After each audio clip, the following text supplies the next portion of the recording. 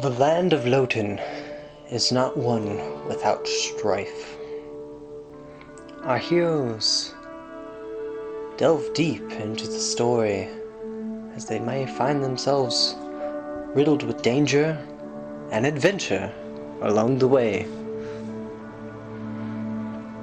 40 years ago, Loten was a mass collection of warring groups of people. The land itself radiated ancient energy, each nomadic group orbiting around their own magical ley lines. These ley lines were so powerful that it physically changed the color of its residents' hair and eyes as they lived near it. Shamans of these groups argued whether this blessing of magic energy belonged to them or to the planet itself.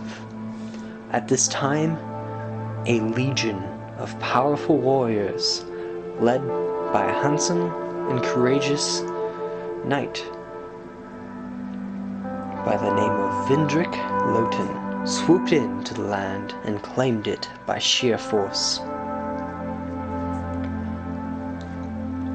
The mass number of soldiers controlled by Loten was enough to easily conquer the separated nomadic groups. Loten also had directly under him 4 extremely powerful warriors, all able to single-handedly take groups on their own, known as the Elites. Through the power of his military fortitude, Loten was able to conquer the land and create his kingdom. After investigating the ley lines and recognizing all magic was drawing from these sources, it was decided that magic was drawing life from the planet itself, and was then considered ultimate taboo.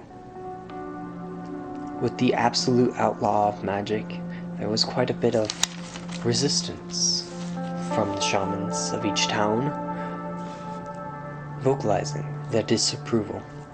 King Loten dispatched heavily armed soldiers to hunt the shamans down and eliminate them one by one, and then assign these soldiers to look over each town they were attached to, thus creating the police force known as the Law. A monthly census was created in order to keep track of everyone and address any abnormalities, especially those pertaining to magic. This was heavily enforced by the law, and so eventually the towns obeyed. The groups of towns were separated into 4 different provinces, each one ruled over by a different elite.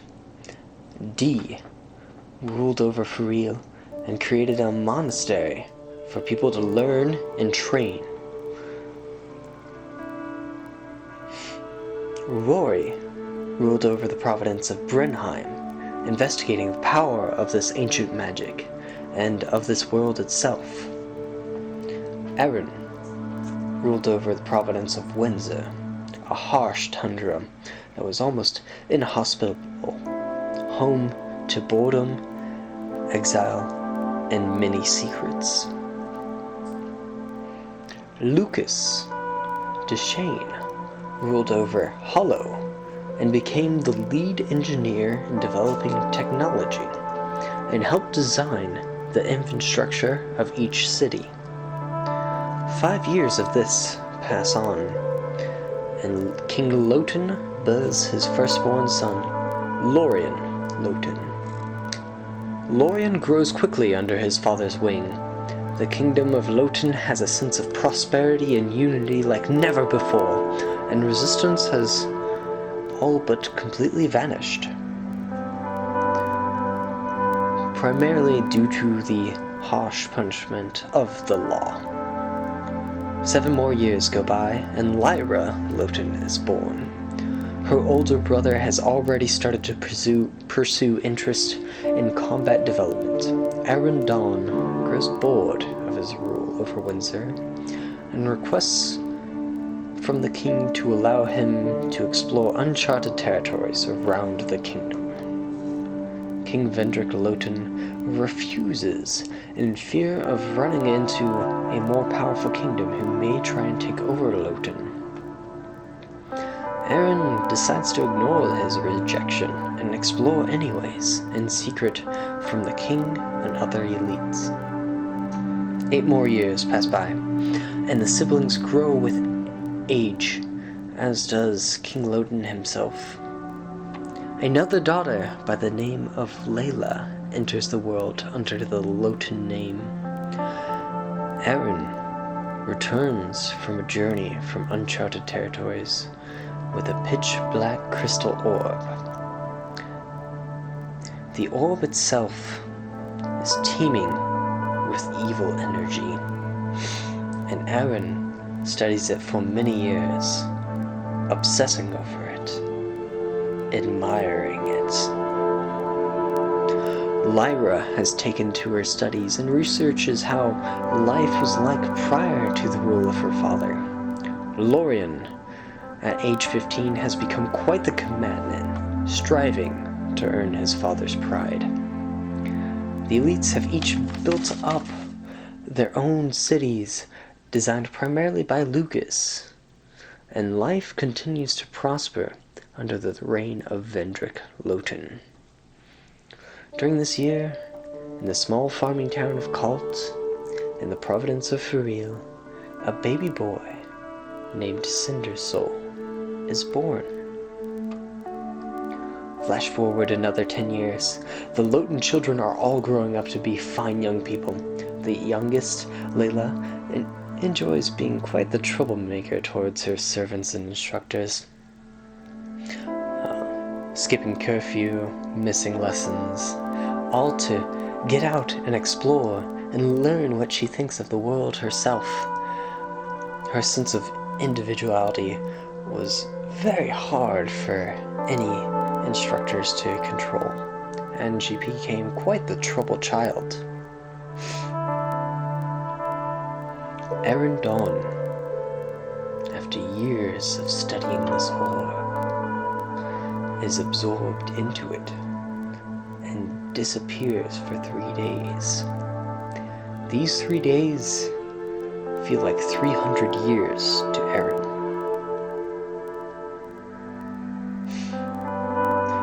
Inside this orb, he encounters the abyss itself and meets the demon lord Aldenak. Aldenak, the temptress, is the demon lord of transformation, and so she does such to Aaron.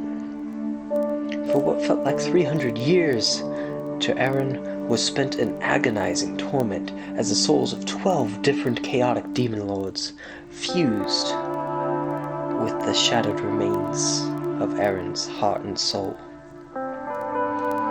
He returns after just 3 days, an entirely changed man, wielding a horrific, serrated great scythe.